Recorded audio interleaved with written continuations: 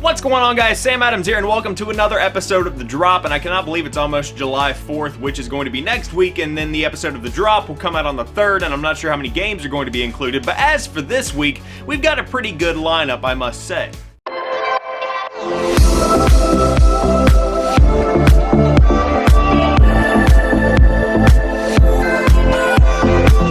So to kick things off, we have Valkyria Revolution coming to the PlayStation 4, the Xbox One, and the PlayStation Vita. The thing is still out there kicking. The Valkyria, the embodiment of death, is returning to the battlefield in Valkyria Revolution, and players will have to do and sacrifice whatever is necessary to liberate their homeland. With an engaging story full of political intrigue, a battle system that mixes real-time combat and tactical strategy, a gorgeous visual style, and more, the game will immerse players into the front lines of a desperate war. I put that last part in myself because I feel like that's the biggest thing that you should know here going into Valkyria Revolution, is that instead of having turn-based strategy, it is a real-time combat style of a game, so if you're expecting the same kind of experience you might have had with the franchise in the past, you can totally throw that out because this is a brand new kind of thing coming from Valkyria. Of course, the art style is still there, the same kind of feel and atmosphere that you would get from the same kind of Valkyria game is all still present and accounted for. It's just the different kind of combat that is switching things up, which could be a welcome change for some fans, but also could kind of rattle some fans because we don't really like change whenever it comes to the things we really enjoy in life, especially as far as entertainment goes.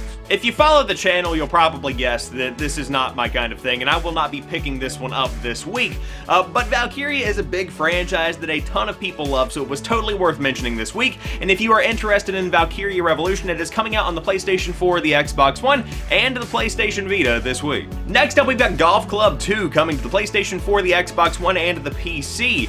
Rise to fame and fortune in the largest, most dynamic golf game ever created. Assemble and join online societies with friends, compete in tournaments, and earn money to climb the ranks in golf's largest gaming community. The Golf Club 2 offers a dynamic single-player career mode, infinite hours of interactive golfing with online opponents, a new and improved course creator, cutting-edge swing mechanics, and a host of brand new lush environments, all blending together seamlessly to create your dream golfing experience. To be honest, my dream golfing experience is a world in which I never have to play golf again in my life. As for the game itself, it actually looks pretty good. Of course, the PGA Tour official games, they used to be Tiger Woods, now I think it's Rory McIlroy.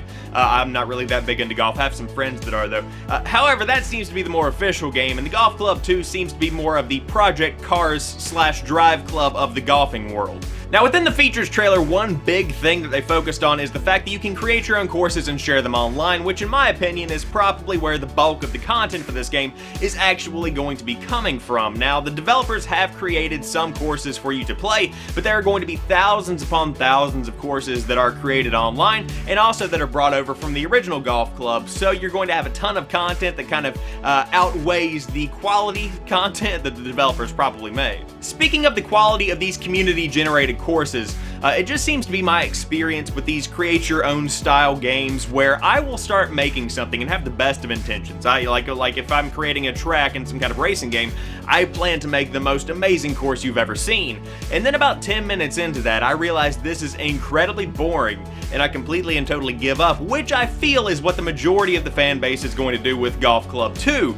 So in a sense, the community courses are going to be either really professional that are generated by golf pros, so to speak, the ones that really enjoy the game, and then you're going to have some generated by people like me that start and then they end very quickly and publish it out there for people to enjoy and criticize endlessly. Anyways, to wrap things up with Golf Club 2, it's a pretty good golfing game, a lot of generation going on from the community, but aside from that, it looks okay. I would probably recommend going with the official PGA game though. Next up, Arizona Sunshine is coming to the PlayStation VR on the PlayStation 4. Step into the midst of a zombie apocalypse as if you were really there, and shoot, snipe, and blast your way through hordes of undead close enough to touch. Arizona Sunshine has you battle for survival across a blistering hot, post-apocalyptic Arizona. So with Arizona Sunshine, before we get into it, it is 20% off right now on PC through the Steam Summer Sale. So if you have an HTC Vive or an Oculus Rift, the game is compatible with either of those, and you can get the game for about $10 cheaper, I believe. It's normally $40, so you can get it for about $30-ish. Anyways, Arizona Sunshine looks really good, and this is the first VR game that I see has gotten 5 stars by pretty much everyone, and it genuinely looks like a pretty cool VR zombie experience, and this is the first one that I've personally really seen. This week's release on the PlayStation VR of Arizona Sunshine is going to be kind of like its test to see if people actually do enjoy the game or if the core VR users are just boosting its ratings on Steam, but to be honest, I think it's going to be a pretty big hit with the VR users because of the support of the PlayStation aim controller, which is pretty much that giant gun thing that you plug your move controllers into, so that integration is definitely going to add to the experience a good bit considering you are shooting zombies with your PSVR headset on. Additionally, one big draw for a lot of people, including myself, to this one is the fact that there is a fully fleshed out single player campaign, meaning that instead of just having a tech demo feel like a lot of the other VR games have had up to this point, this is genuinely an in-depth experience that you can either play all the way through or you can just play in little tidbits and chunks, because the developers have made sure that this VR experience is one that you can stay in for hours on end, or if you're like me and don't really work so well with VR, you can just stay in it for 10, 20, 30 minutes at a time, take a break, come back, and you don't lose anything from the experience, which is a big thing to make sure you are able to do when you are developing for VR, because a lot of people can react in a lot of different ways. Overall, as someone who doesn't have a VR headset of any kind, let alone a PlayStation VR, I'm incredibly excited to see how the fans react to this game, because I do think this is going to be one of those games that we look back on and see as one of the foundational proving grounds of what VR technology is capable of and the kind of experience we can have from VR games. So it's coming out on the PlayStation 4 this week, and if you have a PlayStation VR headset, you should definitely give it a look. Next up, we've got Crash Bandicoot the Insane Trilogy coming to the PlayStation 4, and I have heard that it is coming to Xbox One at some point down the line, and I would love to see it come to the Switch, maybe later. I highly doubt that'll happen, but we'll see if it actually does. Anyways, your favorite marsupial Crash Bandicoot is back, and he is enhanced, entranced, and ready to dance. That just hurts to say. Now you can experience Crash Bandicoot like never before in fully remastered HD graphical glory. Take on the epic challenges and adventures of the three games that started it all: Crash Bandicoot 2 Cortex Strikes Back, and Crash Bandicoot Warped. Now don't get me wrong, I totally get it. There is a ton of nostalgia for this franchise from people about my age that really did grow up with Crash Bandicoot, and so to see them paying attention to what fans want and bringing the games to a new generation is something that I feel is welcome, especially whenever they've done it in the way that they've done Crash Bandicoot the Insane Trilogy. They didn't just port it up to the PlayStation 4 and keep the blocky graphics and the original style of the game. They literally rebuilt the ground from the game up, and in fact they did not have the source code whenever they were actually creating the remastered series,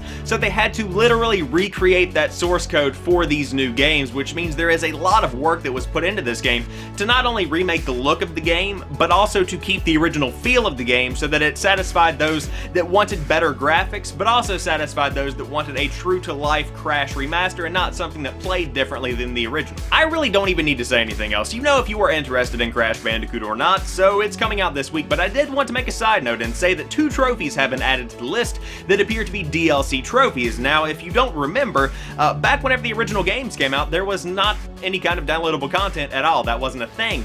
And so that just kind of makes me think, what exactly is going on with downloadable content for Crash Bandicoot the Insane Trilogy? There has been some speculation that Activision is going to be clipping out certain courses from the game that fans really enjoyed the first time around and selling them as additional DLC later on, or it could be a free DLC pack with content that the devs didn't have time to finish before the release of the full game. Either one could be possible, but we are talking about Activision here, so just kind of keep your eyes out, keep your ear to the ground, so to speak, because there very well may be some shady tactics going on within the Insane Trilogy. Next up, we've got Modern Warfare Remastered coming to the PlayStation 4, the Xbox One, and the PC as a standalone release.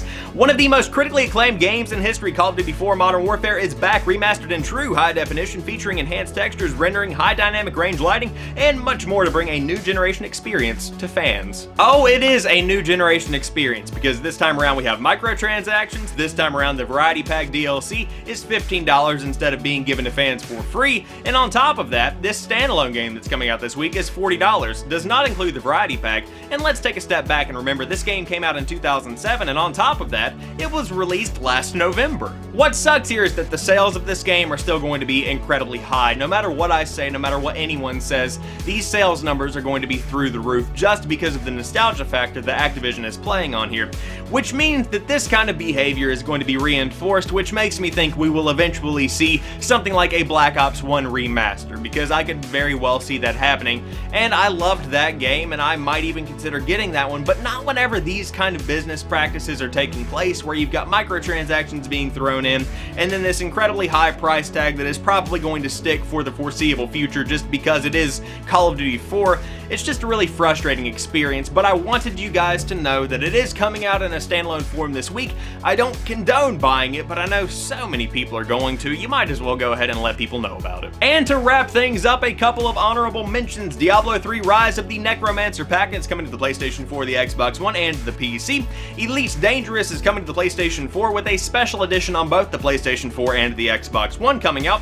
Final Fantasy 15 Episode Prompto is coming out to wherever Final Fantasy 15 is available, and Titanfall 2 is getting a brand new update that allows you to carry 3 weapons as well as a couple of new maps that are being added to the game. So if you are still playing Titanfall 2, which you definitely should be because that is a fantastic game, you can get some more content this week. And that wraps it up, guys. I hope you have enjoyed this edition of The Drop. If you did, drop me a like down below and let me know what new games you are picking up this week, if anything. Are you unfortunately getting that Modern Warfare Remastered? Have you been really looking at Valkyria Revolution? Let me know in the comment section down below, and if you happen to be new here, I do upload new stuff throughout the week, so there is always something new right here on the channel when you do drop by to watch some videos. But as for right now, I want to thank each and every one of you guys for watching this particular episode of The Drop. I will talk to you soon. Peace.